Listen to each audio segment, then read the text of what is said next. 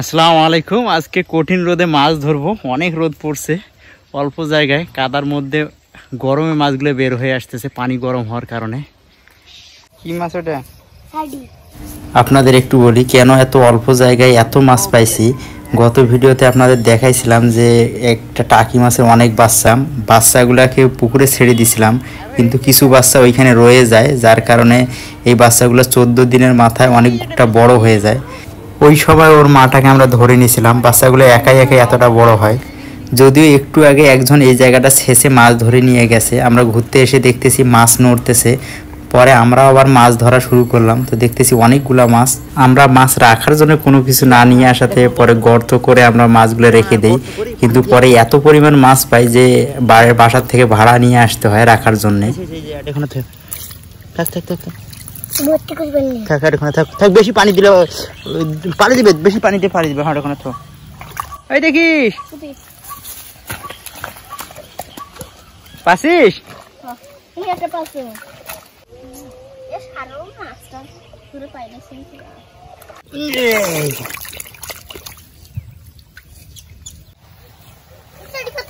Fishery পাসিস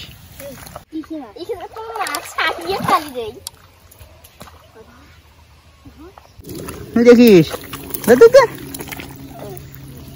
এই যে আর এখন একটা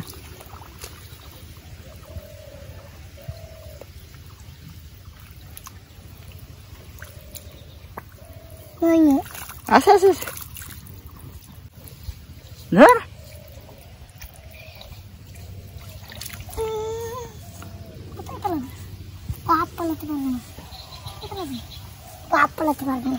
কি মাছ পাইছিস? শাড়ি মাছ পাইছে। এই যে কচুটা কত,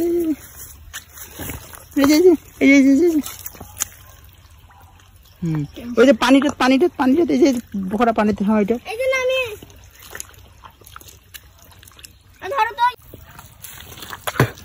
বড় বড় বড় বড় দেখিস। দেখছেন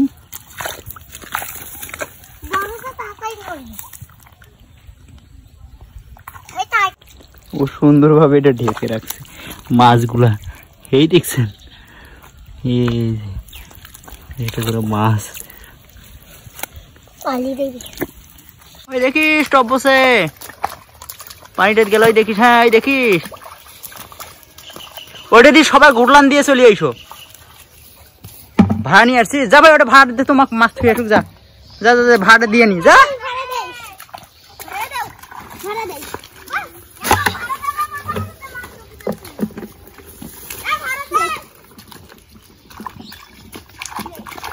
একটা এই দেখিস দাঁড়ি ছুঁয়ে নি ভাই। আর এখন একটা দেখিস